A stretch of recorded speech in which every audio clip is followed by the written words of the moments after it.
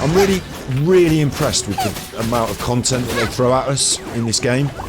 And earlier in the playthrough, I thought there was going to be a point where, you know, like if you, for example, if I started New World, would be a good example, which I'm not going to because it's got a horrific grind at the end and it didn't turn out to be the game I wanted to play really, but New World is a good example. If you start that game, you've got lots of content to do.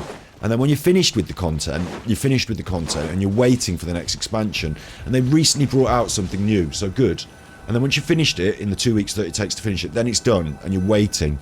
Whereas what's happening here is every fucking week, there's something new. Every 2 weeks. By the time you finish with it, the new thing's here. I haven't finished the Chasm. I didn't do the Chasm event because I wasn't far enough along in the story at the time, but this, like... Don't we have a job to do? I thought, during the playthrough, that there'd be a point where I complete Mondstadt, you know, in all this area, and I say, oh, I've done it now, I'm into the end game. I've done it now, I'm into the end game. I'm doing the Spiral Abyss like everyone else. I'm doing my weekly grind for my, you can click the Abyss, you idiot. I'm doing the Spiral Abyss like everyone else, and I'm doing the weekly grind for my artifacts. So I'm into the end game now, and I'm waiting for the next expansion like everyone else. I won't bother playing the next expansion. I'll do a review, and then I'll walk off into the sunset. That's what I thought would happen. A bit like if I picked up World of Warcraft at the new expansion now, Dragonflight is a new, you know, do that for a bit, see what it's like, play to max level, get to the end game, and then say, I don't want to do another expansion, I'm finished now, thank you. Here's my review. That's what I thought would happen. But instead, like, I'm kind of falling in love with the game, and I can't finish it. Like, it's unfinishable. Because... like, they're my Archon Quests, they're the main things. I haven't even started that in this Sumeru yet. And yet, maybe I should have done. Maybe I should have gone harder on the Archon Quest earlier instead of all that exploring. Because now I feel like I'm almost behind with all the... I've still got Inazuma, World Quests, Story Quests. Still got that. And now we're on to events, Story Quests in Sumeru. Like, wow. And it's so good as well. It's like... it's unbelievably good. I'll just quickly do this because I think it's important sometimes to reflect on this as well. Firefox. I have to be so grateful, not just to the people that make Genshin Impact, but to the world at large, in a way. You know, I'm so lucky to live in the world, the life I live in some ways. When I was a kid, this is a good example. Teenage Mutant Ninja Turtles arcade. Right, so when I was a kid, they had this arcade machine, and it was a 4-player Teenage Mutant Ninja Turtles arcade machine, and oh my god, that was so fucking cool. Like, I was playing on a NES at home. I was playing on a NES, yeah? So it was good, don't get me wrong. Like, that was fun. Like, I thought that was fucking good. I thought that was fucking good, yeah? I bought a cartridge, I played it for a long time because I was a kid, I couldn't complete it. I played it for a long time, but I thought that was good. I thought that was what, like, that was awesome, the arcade machine. And as a kid, I remember being about, say, 8 years old, and there was a competition in the back of one of these game magazines, and I thought, I was naive, and it was like, ring this number and you can win one of these arcade machines. And I thought, it said you have to answer 3 questions, and I thought the questions would be about the turtles, and I knew everything about the turtles, I'm sure to win. So I was like, Mom, can I ring this number? Mom, can I ring this? And she was like, no, you can't. And eventually she said, all right, we'll do it once to show you what it is, and then that's it, right? So we rang the number, and it was a question about some pop music thing. I didn't know the answer. It was like a pay per minute phone line, so it was expensive on the phone bill, and I had to pay my pocket money towards it, and I got nothing out of it. And I thought to myself, I remember that when I'm grown up, I'll be able to get a Turtles machine in my house. Like, that was like my, like, you know, that was what I thought of as a, you know, the future might hold. If I'm really lucky, when I'm grown up, we might be able to, it might be the norm. Instead of just having a NES on your Mario on your NES, you might get, you know, people might have arcade machines in their house. I was naive, wasn't I? Because I didn't imagine that we'd be making Nintendos that were as good as arcade machines, and that my Switch would probably be better. Like, now you can actually get, and I need to get it and play it on stream, but it's not actually that good. This is the irony of it. The games aren't even that good. But now you can get Teenage Mutant Ninja Turtles for the Switch. And it's got all of, you can get the arcade machine, the Cowabunga collection, look. Like, that looks good as an item. I watched somebody play it on a stream the other day, and the games are not that good. But if you'd have told me when I was a kid that you'd have that in your, not just in your house, but it would be your Game Boy. Your Game Boy would have a big colour screen, and my Game Boy would be able to handle the same stuff as an arcade machine. Fuck off. And like, I'm so lucky. Like, that's what I hoped for. I don't even care to play that. That's what I hoped for when I was a kid. Right? So we're beyond my wildest dreams now.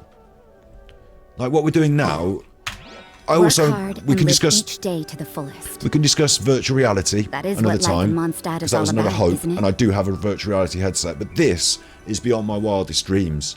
Talk about Breath of the Wild. Like, it's just like, to be able to run around and have a character to run around in a 3D world was huge.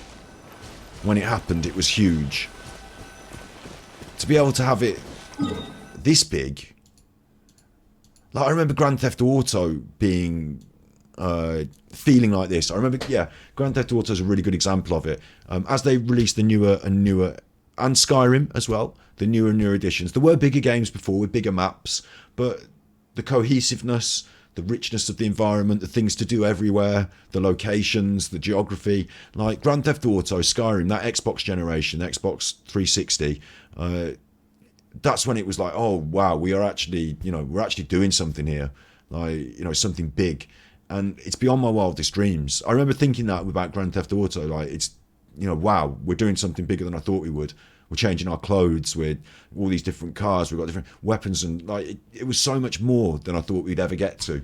So, having said that, like, I'm so enthralled and overjoyed by this endless supply of content. By these events. Like, since I've been playing Genshin Impact, it's not stopped.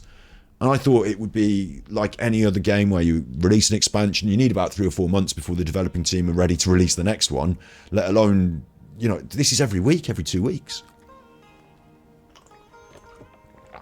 It's huge.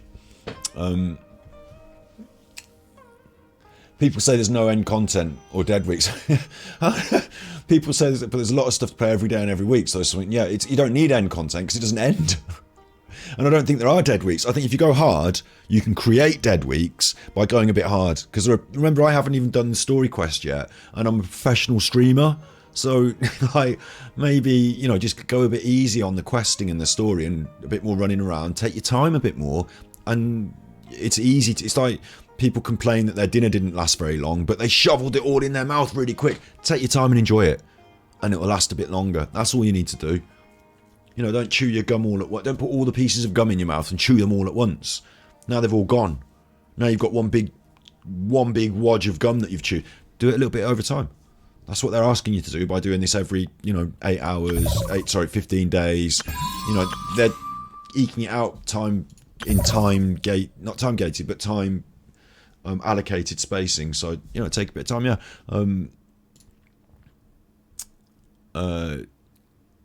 yeah, exactly. You see, you've said the same thing in chat there. You don't need to go to a restaurant to choke on the food to speedrun the dish. Yeah, exactly. Great minds think alike. And fools rarely differ. But you don't need to do that. Exactly. And you could never explore all the maps. Is that San Andreas you were saying? San Andreas felt like a world to me. I was even talking about the game before San Andreas as well. That like, so when we get up to like even the new one, it feels surprisingly big. But yeah, I agree. Like San Andreas did feel like a bit more cohesively. Like the environment, there was more you could do within it and interact with as well, wasn't there? And it was a bit bigger. Like I said, every stage of every time they released a new Grand Theft Auto game, it felt like another step up in that aspect.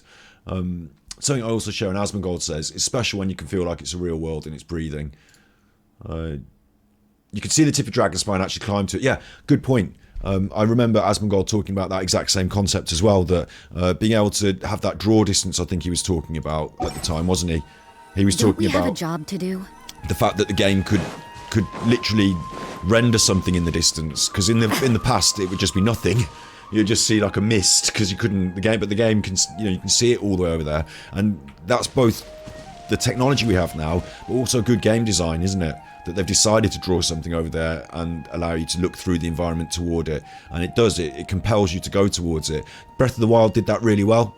It showed you in the distance the things that you would one day accomplish.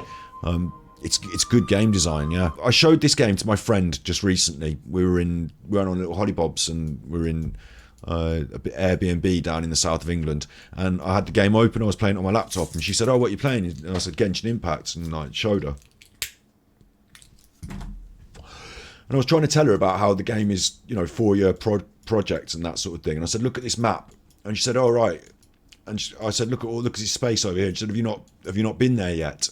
And I said, "It's not been made yet, but it will be." Like, that's an incredible concept, isn't it? That's an incredible concept. Not it's DLC, but like bigger than any map you've ever played on a video game. But you don't have to be there yet. You just know it's coming. It's in the future. It's like the future, isn't it? The future's there. The future's going to be there. You don't have to be there now. Oh, it's so good, isn't it? It's so good. In some ways, some people might say, "Oh, that's negative, isn't it? Look, there's bits of map you can't even uncover." No. It's a huge positive. There's great swathes of the game that we're yet to even... that are yet to even be conceived. So just wait, and let the chef cook it up before you try and eat it. Like the restaurant analogy, it's now people trying to go in raw. Like, you don't have to have your raw ingredients all at once, do you? Just take your time. You'll get there. We'll get there, and it's going to taste yum. I think this is a new generation of gaming as well. I think Fortnite made a difference. Like, people think Fortnite and PUBG changed gaming because PUBG obviously was the originator. It wasn't the first battle royale concept. In fact, it was even named after... The concept of battle royale is named after a film, isn't it? So, but it was like the first one, wasn't it, that was globally accessible and popular, and then Fortnite did it bigger and better. And it's this new concept of, instead of you buy a game, the game lasts 40 hours, you complete it, you've got some extras at the end, you maybe play it again through. It's always online, you're always playing. And Fortnite, I think people... Like, now we can see it in Genshin Impact, right? I'm trying to get my words formed and my ideas formed at the same time as I'm talking, but now we can see it in Genshin Impact. It's more obviously this point that I'm trying to make, which is that Fortnite, it seemed a bit like a game of tennis or a game of FIFA or a game of Madden, in that it's the same, on guard, ready, play, and you play through a game like Rocket League, and it'll be different every time because it's, of course, different every time. It's all different people doing slightly different things, but it's the same every time. It's a game of football. It's a game of basketball. It's a hand of cards, and it's over, and you're the winner or the loser, and then you go again. And so it's infinite repetition rather than infinite endless game. But actually, Fortnite is infinite endless game, because they're actually modifying the island and changing your guns, and okay, it's infinite repetition, but they've not left it. It's not Pong. Like, we're talking about, you're going all the way back to the very first concept of a video game here. So again, Firefox, going all the way back to the very first concept. This is real deep video game stuff for all the game developers out there. Pong was like, what is a video game? So it was a sport, it was table tennis, and it was emulated on a machine, and that's a video game, isn't it? And often you would see these sort of things in games rooms. Like, you'd be in a hotel and there'd be a games room, and it would have a pool table, an air hockey maybe, and some video games in the more modern world. And that's where they put them. That's how they thought of them. They were a game for children, and it was often combative, or like, that's how Street Fighter, 1v1 sport. Like, the other kind of game, the adventure, the journey, the narrative, that couldn't exist. It's not that it didn't exist, it's that it couldn't exist in this technology except in the form of written. So you had, like, if I put The Lost Frog, will this come up? BBC Basic. The Lost Frog. So this was something we played when I was at school. This was released in 1984. And it was on the BBC microcomputer. Daily life of a totally non-paying player. Not this. Not this. See how it's changed? This was the Lost Frog. So, very simple graphics, and the graphics were a limitation. So instead of graphics, you had words. A frog who lives in a magic garden has got lost. Perhaps you can find him and take him back to his garden. To look for him, type up to go up, or D to go down, and left to go right. So you're in the hall. A big dog sits in the stairs. An old door is to the right. To the left is the kitchen. And you have to type what you want to do. Go left. This is the kitchen. There are doors both left and right. A trapdoor leads down to a cellar. You can see a bone.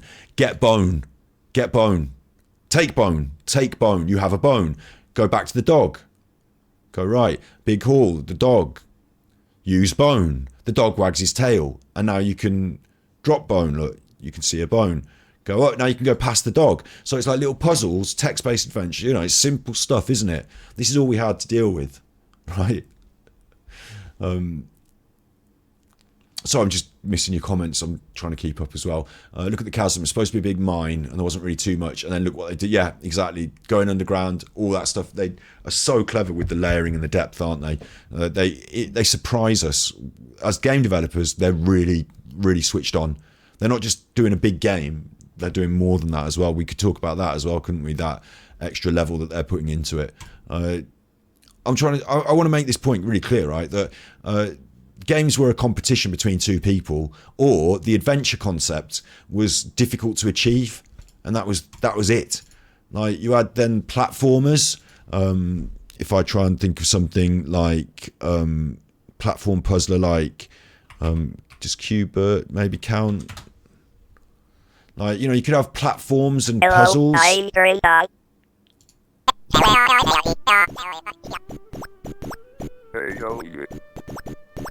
But creating a narrative, creating a story, or doing gameplay of a certain style, it couldn't all go together, could it? It was very difficult for it to be achieved. But people had vision, they had ideas, and then, you know, through the years things have changed, haven't they?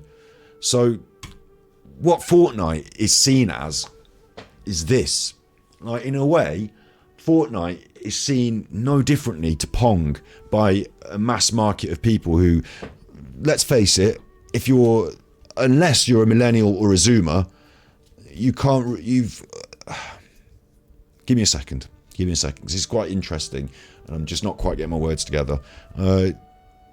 Older people like me, I'm not even old, but people who grew up with computer games in the traditional sense, we are not, like, Fortnite and online services.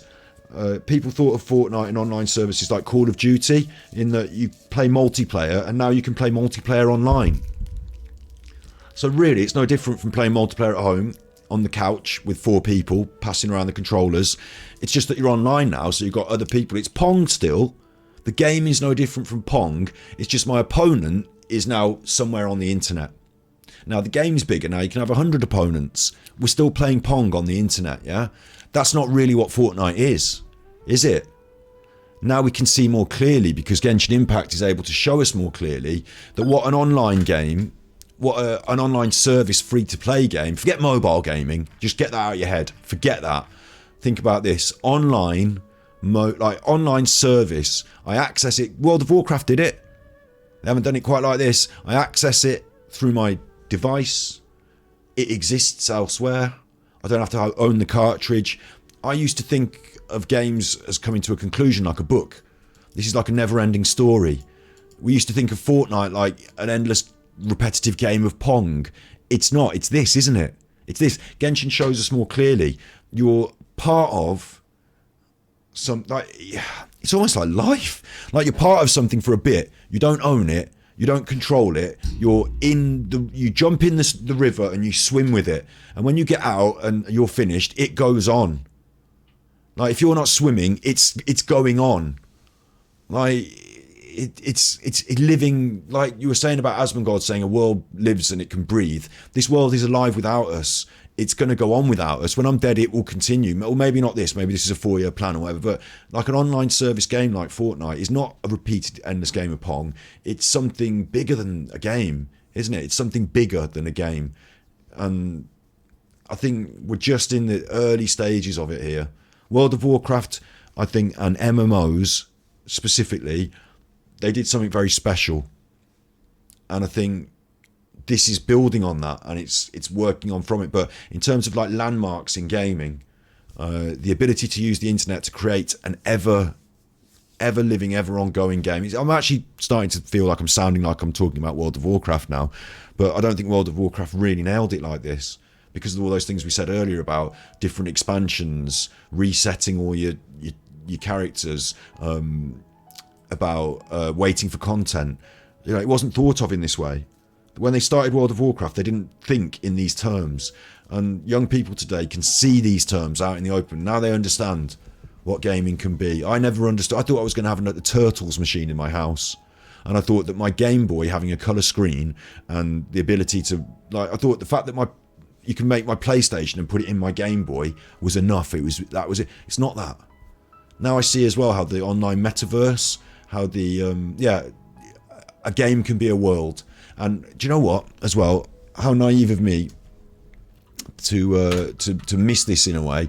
My friend Matt, who was helping me make this film, was asking people this question, and I should have maybe been more aware of it. If you go to our channel, Ganja Kid, your channel, I've got all the college courses. Hello. Go to videos and search, and just search in indie, and this will come up. Indie Game Development Paradise, full documentary draft. I made this documentary about indie game development by going and speaking to a lot of indie game developers. So here it is, it exists. And something that was being discussed was the creation of virtual worlds. You know, that it was. I put it in as a sort of throwaway comment. One of the I think there's a guy that works for Nintendo, or it might be the guy that made Clash of Clans. One of these people says, you know, the world. It's Tommy himself, actually. It's Tommy Palm, the guy that made Candy Crush. He says all these young people come here and they're making all these things, and it's incredible the worlds that they create. And that's what we're talking about, isn't it? Like you said, a game can be a world. Right, I'll take on the point about The Last of Us, but I'm going to lose my mind in a minute because I'm saying too many things. But a game can be a whole world, and it can be continuous and cohesive. And like I was saying about jumping in the river and stuff, like the world exists before you, the world goes on without you, you're part of it, but it's in existence, the way that we talk about this living, breathing world. Talking now as well about the metaverse, I now understand virtual reality aside, with or without a virtual reality headset, the idea of the metaverse makes much more sense to me now.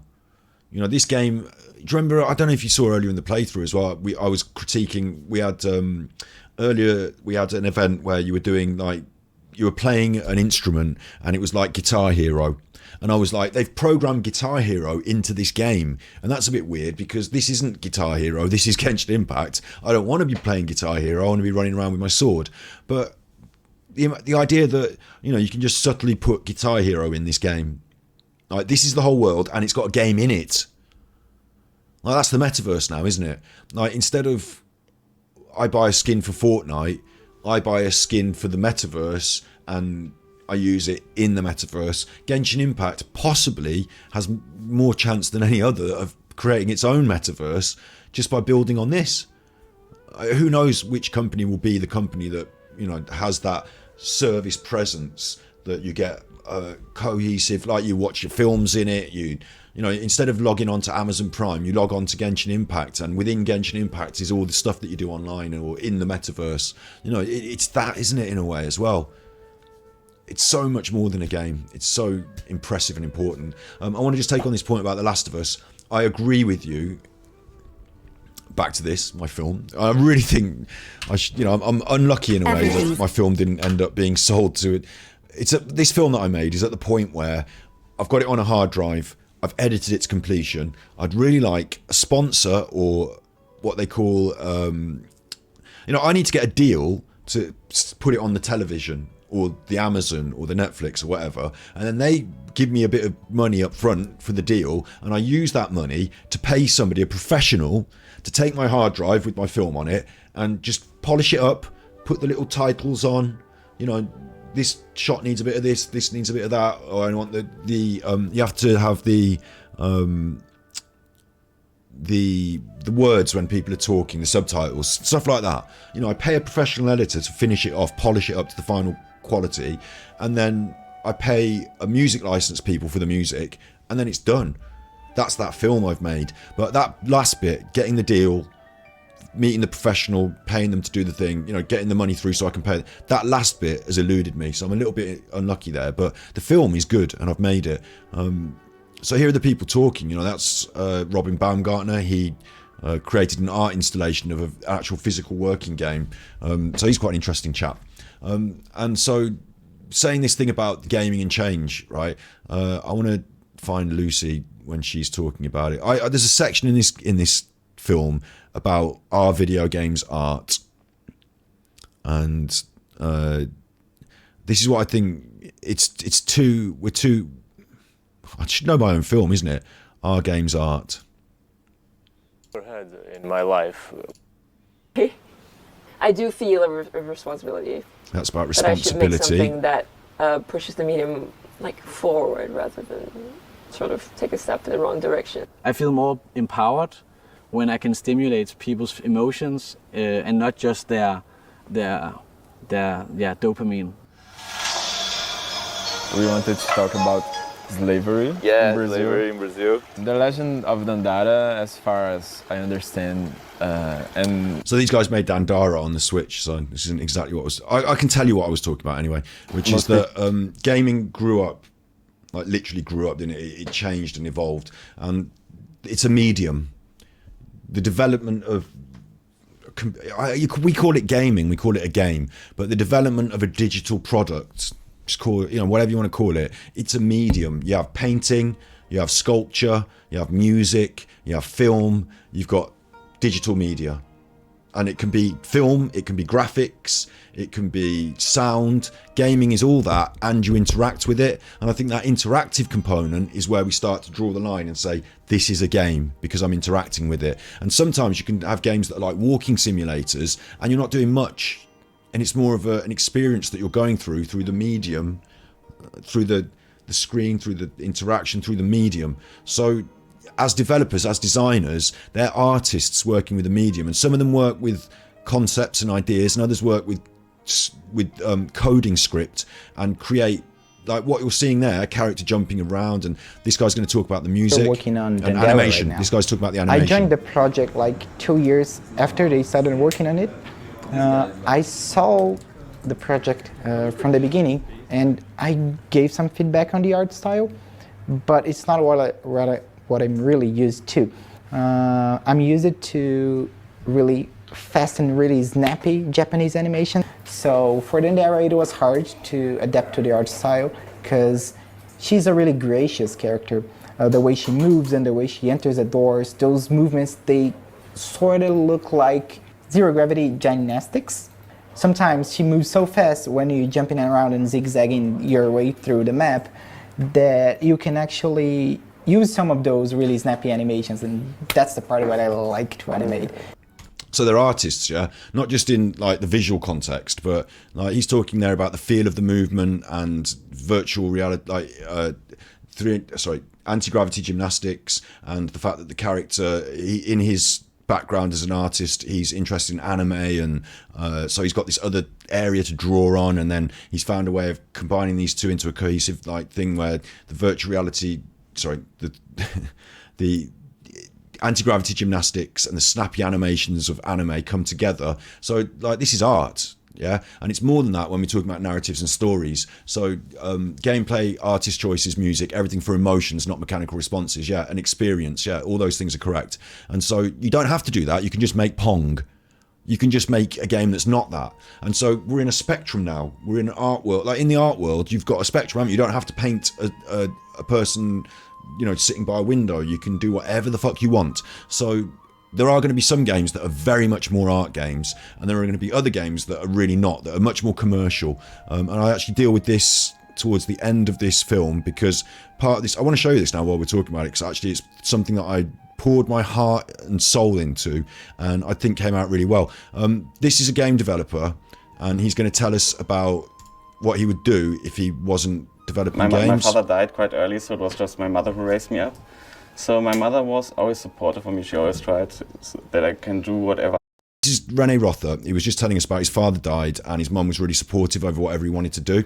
And then if I had this plan to do like making games, I just did it. she never tried to stop me from doing it. But also I didn't have the plan to become a game developer. It was just more like a natural thing that happened over time.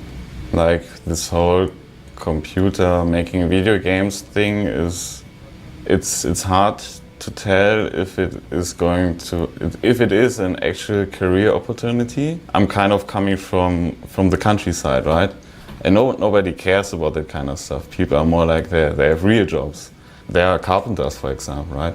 I think I would be something like that as well, because you still make something with your hands and you get a result at the end, and you can look at it and you can touch it and you made something people can use. Because I think there's a similarity between games, because you kind of make them for yourself because you have fun doing it. But I would say the quality of this is just a draft. I had to export it at a really low rate, so because it's a huge film, it's like 1 hour and 40 minutes, and doing all that in HD export rendering takes ages. So I just exported it in really low quality, so it's not all jerky and herky-jerky on the original. You know, if we ever get this to final draft, you know, it'll be much more clean and polished. at the end of the day, people are going to play it. It serves some sort of purpose, yeah. And that's like similar to making chairs. So he said, at the end of the day, we're talking about, you know, the creation of video games here, and he's saying at the end of the day, someone's going to play it. So if I wasn't making video games, I might make something like chairs, because, you know, it's a functional item. And I think it's quite interesting. He's German, and Germans have a maybe national stereotyped reputation for being a bit more efficient, a bit more mechanical, a bit more, in some ways, quality engineering and stuff like that. And so it's interesting that René's approach to this is in some ways a bit more pragmatic. You know, he's creating something for people to use, so he wants it to feel good when they're using it. Of course, we're talking about artworks, aren't we? And in the film we've talked about games becoming artworks and people's motivations for creating artworks up to this point. So I haven't played all of that, because otherwise we'd be playing the whole film, but you can watch it on my stream there, on my Genshin channel. So what I've done here, I'm going to blow my own trumpet a bit, right? We went to this place called Carl Larsson's house, and Carl Larsson was a designer and an artist in Sweden. This film's set in Sweden. This project they're at is set in Sweden. So we visit this Carl Larsson's house, and Carl Larsson's story is that he was a designer and an artist, and he went to the hills and forests of Sweden to live and design and create. And so his house is full of all these creations, and some of them, being an artist, are just beautiful artworks, and others are functional items like chairs. And his design for a chair, as we'll see, became the design for the IKEA chairs. So I put in this sequence of us visiting Carl Larsson's house, because I think it's really interesting to see the artists themselves that are today living like Carl Larsson. They're out in the forests of Sweden. They're taking the time out to go to this project and create their games, and they get to see a snapshot of time when, before games existed, artists still did the same thing. And now art has moved on and games exist, artists are still doing the same thing, and they get to see a reflection of themselves in the place. So I think it's a really beautiful sequence. I'm really proud of it. So we're going to watch this quickly, and there's a little joke, is that he says, if I wasn't doing video games, I'd make chairs. And then I cut to a chair and introduce the Carl Larsson sequence. So we're going to watch it because I think it's lovely. If the stream will work.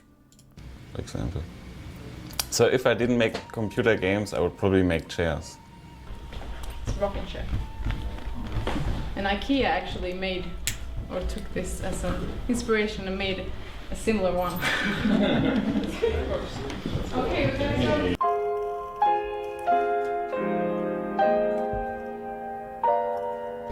In 1881, a young couple moved into this house. They settled down. They made a beautiful house, and home, the house was here. They had 3 children. None of the children got married. So when they were old... That's a mirror of virtual reality, which we see shots of people using virtual reality, but it's nice, isn't it, to see in the olden days that they didn't have virtual reality. But look, doesn't that mirror the shots of virtual reality in the film? Aren't I clever? They decided that they... And you're not supposed to touch anything. And I said to him, look, get that and put that on your face, because I want to see somebody. I want a shot of this. It looks like virtual reality. It's going to work in my film. So I made him put it on his face. They wanted the home to stay like this as a memory of their parents. So they left the whole thing to a trust. Have you been to the Carl Larsson order? Isn't this where we are? This is not the Carl Larsson. It's not Kalasson. Oh, you're going to the Kalarson? Yes. Is that where you want to go? Yes. This is the wrong house.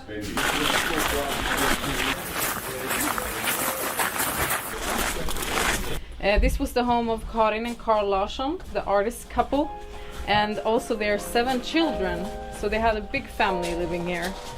This property and the house is still owned by the... So what we're seeing there is they lived in this house and they made all this stuff. Like that's the loom that they used to use to create works. I mean, you could say they're works of art, you could say they're just functional items, but you know, this is their house that's been kept with all this stuff that they made.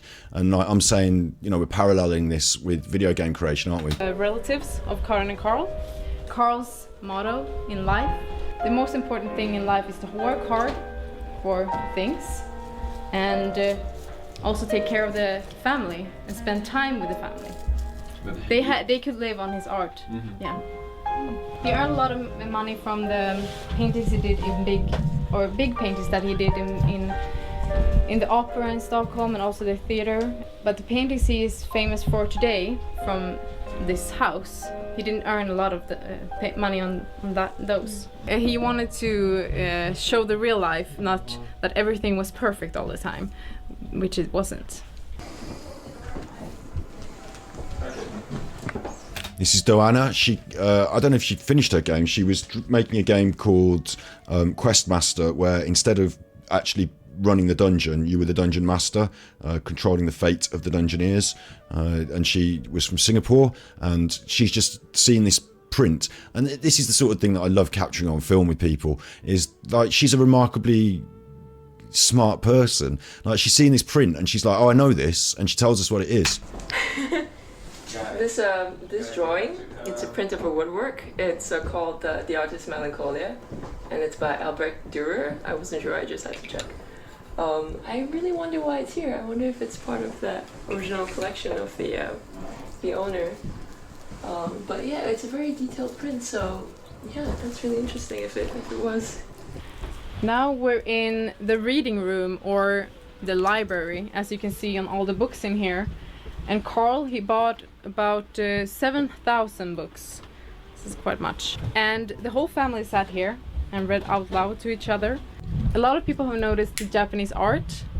And Karin and Carl, they were both very inspired by Japanese art. The old virtual reality was a little red toy. The Fisher Price disc thing, yes, definitely I had one. I had one of those put on the thing.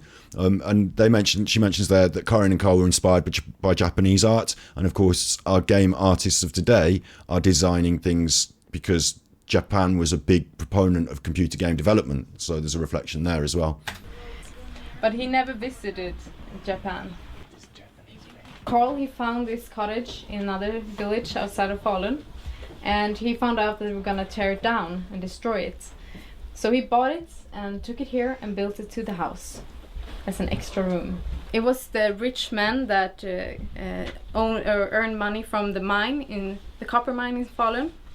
They built these cottages for their children. I'm Nora and I help kids paint. Some days I work here as it's called Skaparverkstan, and here I help kids paint. And I also work in the house as a guide. I think arts are helpful or important for people because it's an impression and it shows something, and you can feel something when you look at it and can feel what the painter was feeling when he painted it. Do you think video games could be art? Yes, of course. Let me get a mod from No, just eat the paper. Eat the paper. Eat the paper. Yeah, you can eat the paper here. Oh yeah? Yeah, it's good. Thanks to you and So interesting, isn't it? She said as well that computer games are art. Yes, definitely. Yes.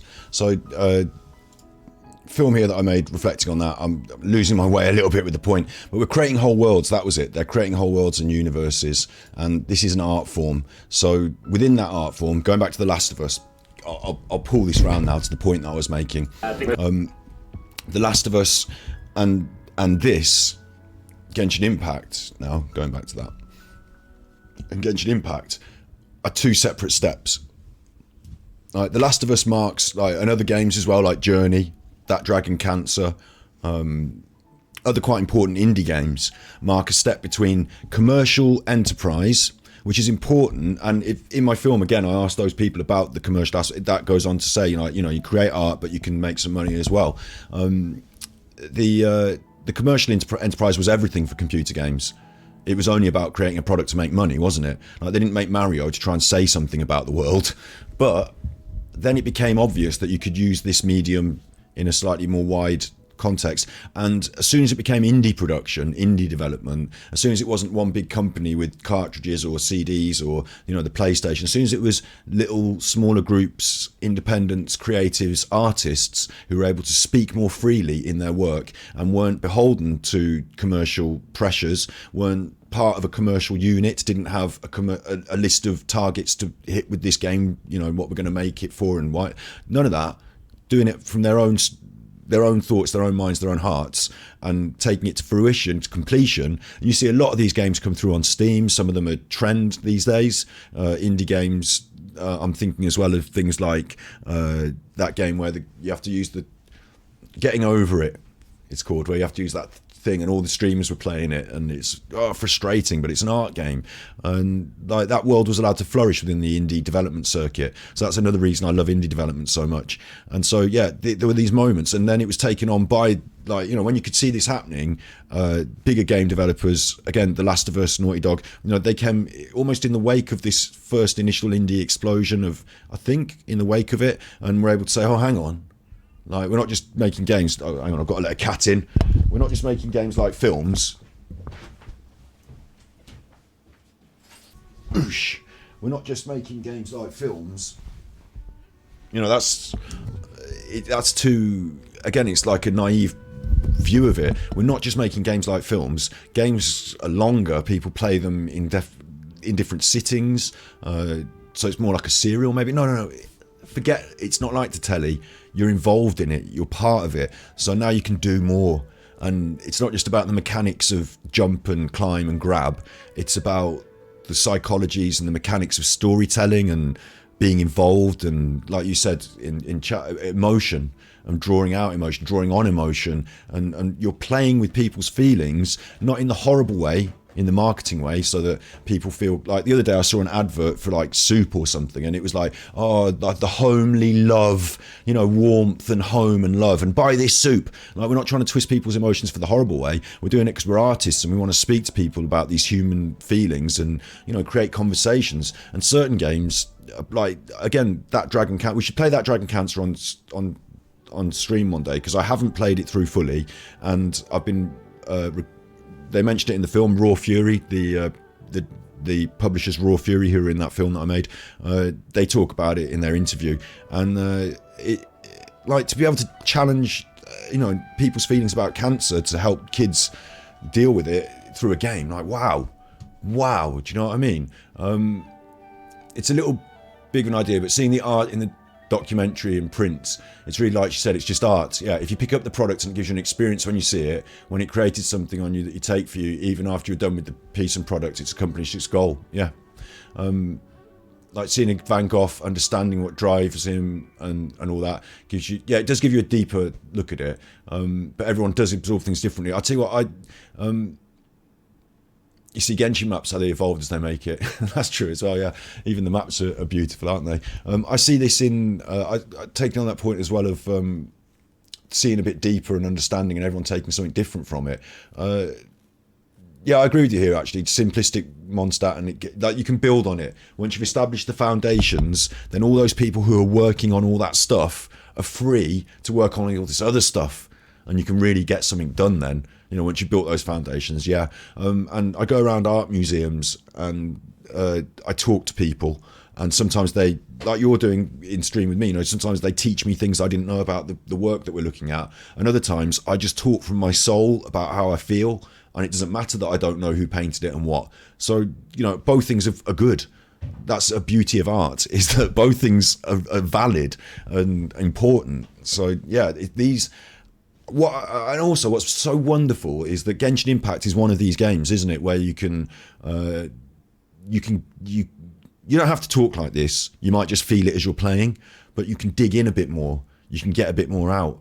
And they've actually done it deliberately in some of the story modes to talk about certain concepts in life, whether it be being yourself or talking about shyness in Fischl and creating your own worlds and inner feelings. Like there's so much, isn't there, they can use to draw on to maybe not tell parables and tell you how to behave, but like, you know, open up other stories. And like Genshin Impact's like I said about a foundation, it's almost like a platform, like it's a world where within we can do whatever we can go. It doesn't have to be a tragedy or a comedy. It can be everything.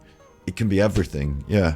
So it's enabled us to have this conversation now, and I want to pull all the way back on that thread to where I started. It's not just an online game. It's not just a gacha game that you keep playing for the end game. It's not just a raid system that keeps you engaged. It's an evolving piece of art that it's like a tapestry or a collage, isn't it? That or a gallery in itself that keeps adding more works and adding more pieces, and you can play with them and use them, and then they're gone and there's a new one next month. And like I was saying about this ever evolving world, that this river that keeps flowing.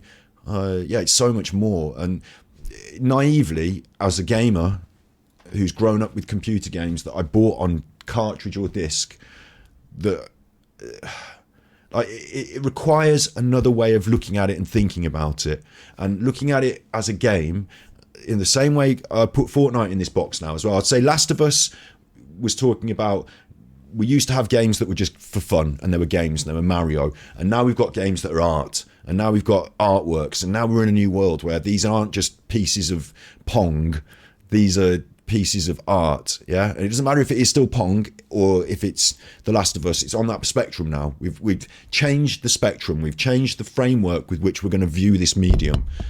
Now we're stepping out from The Last of Us to here. We're stepping onto another level again, which is the art is within the world, and the world is the art. It's like a head tester in a way. It's like hard for me to even get my head around it. I'm sure there'll be young people that just accept it as normal. That's how games are. But for me, remembering that I wanted a Turtles machine in my house, I wanted an arcade machine in my house. Like, I thought virtual reality was a difference because you put it on and you're in it. It's not that. It's this. It's that it is.